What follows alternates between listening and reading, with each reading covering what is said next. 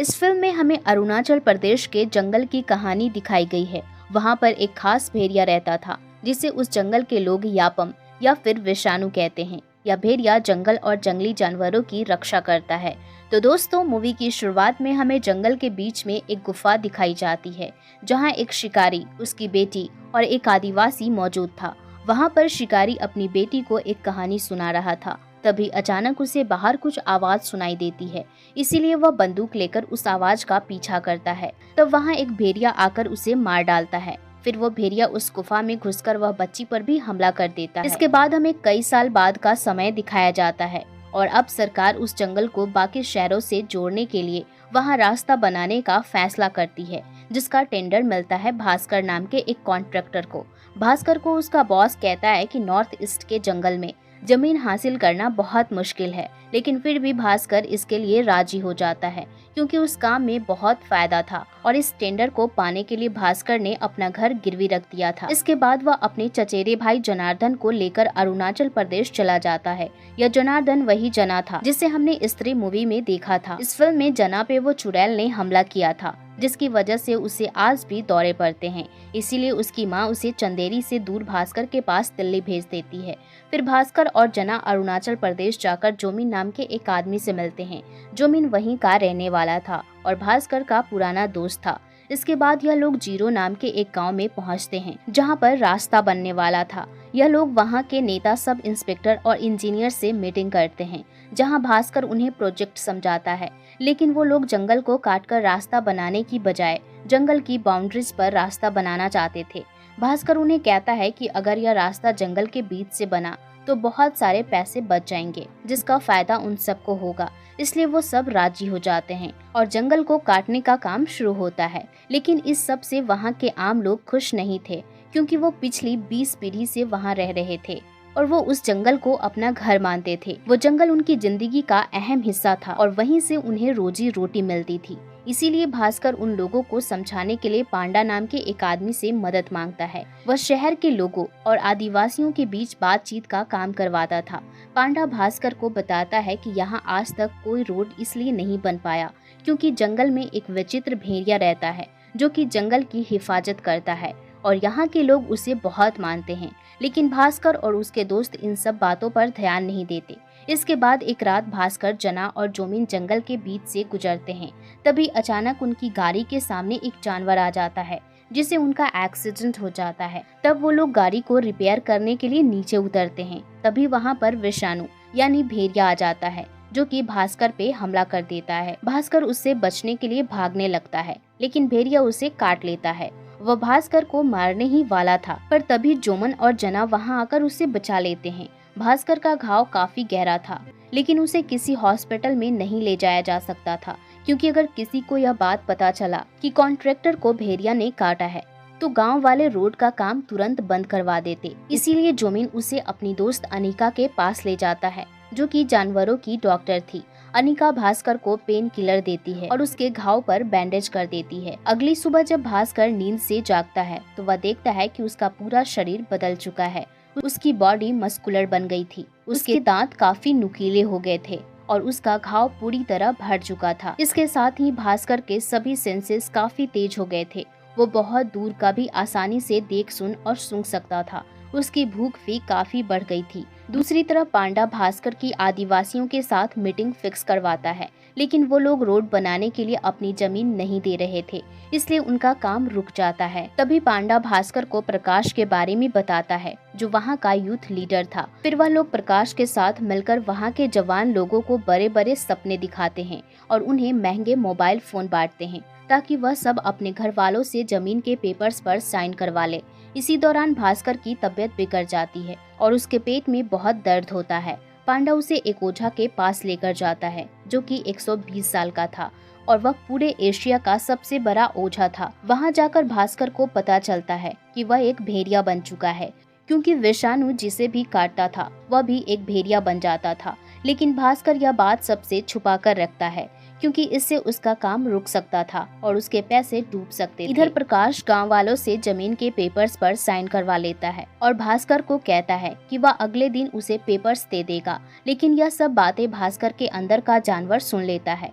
फिर वह उसी रात भेड़िया बनकर प्रकाश पर हमला कर देता है और उन प्रॉपर्टी पेपर्स को बर्बाद कर देता है। अगली सुबह भास्कर को खून की उल्टी होती है और उसकी तबीयत भी खराब हो जाती है। इसीलिए जना और जोमिन को लगता है कि भास्कर को रेबीज नाम की बीमारी हो गई है, जो कि कुत्तों के काटने से होती है।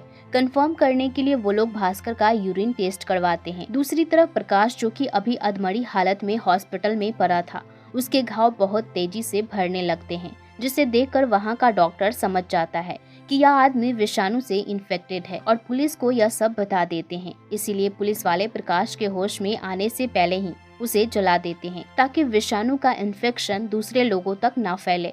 प्रकाश के मरने के बाद भास्कर अब प्रॉपर्टी पेपर्स पर साइन लाने का काम नेरी नाम के एक इंजीनियर को देता है, क्योंकि गांव वाले नेरी की बात मानते थे। इधर भास्कर की यूरिन टेस्ट की रिपोर्ट आ जाती है, जहां उसकी यूरिन में इंसानी बाल, नाखून और हड्डी के टुकड़े मिलते हैं। यह देखकर जना और जोमिन बहुत हैरान हो जाते हैं और इस बारे में डॉक्टर अनिका से बात करते हैं। तभी वहाँ पांडा आता है और उन्हें विषाणु की कहानी सुनाता है, जिससे जना और जोमिन को पता चलता है कि पूर्णिमा की रात को वह इंसान भेड़िया बन जाता है जिसे विषाणु ने काटा था और उस दिन पूर्णिमा की ही रात थी। यह सुनकर जना और जोमिन भास्कर के पास जाते हैं, जिसने भास्कर की अंडरवेयर पहनी थी। इससे उन्हें यकीन हो जाता है कि भास्कर ही भेड़िया है। अगली सुबह जब भास्कर घर लौटता है तो उसके चेहरे पर खून लगा हुआ था, पर उसे यह याद नहीं था कि उसने भेड़िया बनकर किसी को मारा है। तभी पुलिस को इंजीनियर नेरी के घर से उसकी लाश मिलती है और सीसीटीवी से उन्हें पता चलता है कि उसका खून एक भेड़िया ने किया है, जिसने अंडरवेयर पहनी थी। इससे सब समझ जाते हैं कि यह आम भेड़िया नहीं बल्कि विषाणु है। जना और जोमिन उस अंडरवेयर को देखकर समझ जाते हैं कि वह खून भास्कर ने किया है। फिर पुलिस वो अंडरवेयर को ढूंढने लगती है, इसलिए जना अपने भाई को बचाने के लिए उस अंडरवेयर को जला देता है, लेकिन पांडा उसे यह काम करते हुए देख लेता है और समझ जाता है कि भास्कर ही भेड़िया है। वह गांव वालों को यह सब बातें बताने जा रहा था, लेकिन भास्कर उसे डरा के चुप करा देता है और उसे वो ओझा ढूंढने को बोलता है। इसी दौरान पूर्णिमा की रात आ जाती है, इसीलिए जना और जोमिन भास्कर को एक गोडाउन में बंद कर देते हैं ताकि वो भेड़िया बनकर किसी को न मारे।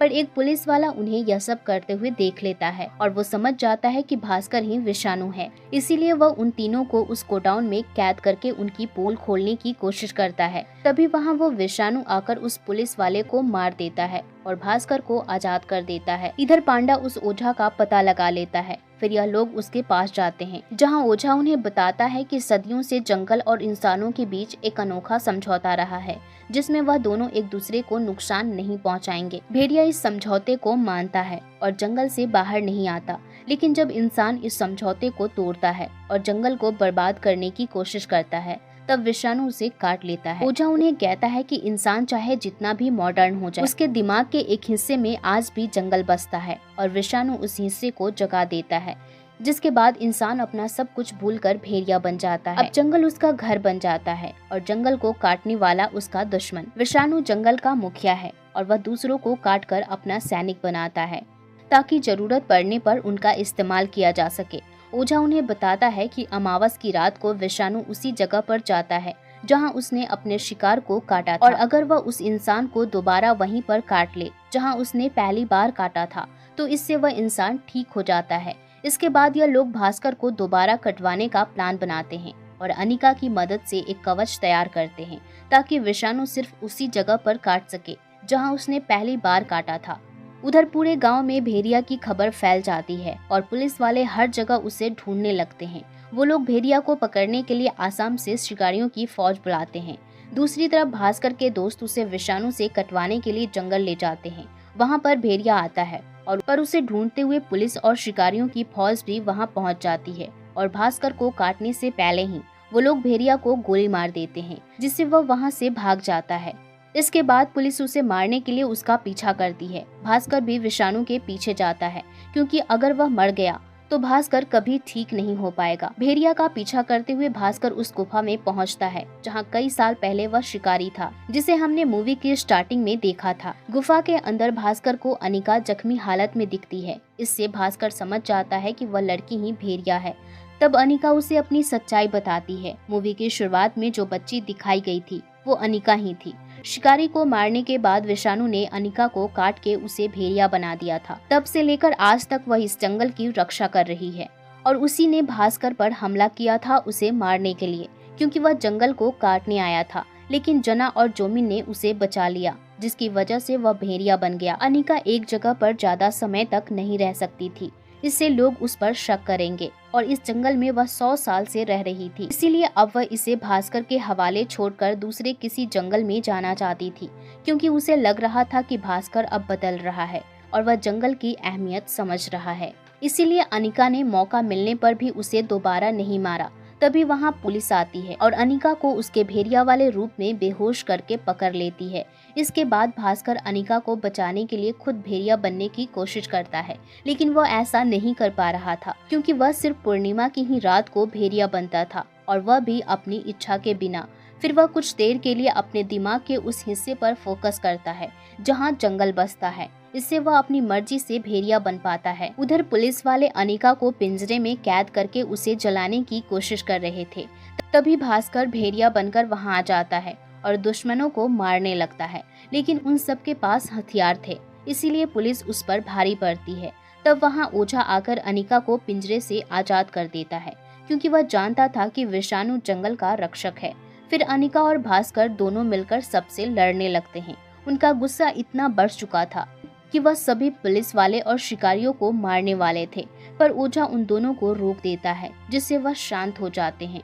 या ओझा असल में वही आदिवासी था जो फिल्म की शुरुआत में अनिका और शिकारी के साथ गुफा में था, इसीलिए अनिका उसकी बात मानती थी। इसके बाद भास्कर और अनिका वहाँ से चले जाते हैं और पहाड़ के ऊपर एक खास जगह पर पहुँचते हैं। यहाँ अनिका भास्कर को जंगल की रक्षा करने की जिम्मेदारी सौंप देती है, क्योंकि अब वह काफी घायल हो गई थी, इसीलिए वह पहाड़ से गिर के मर जाती है।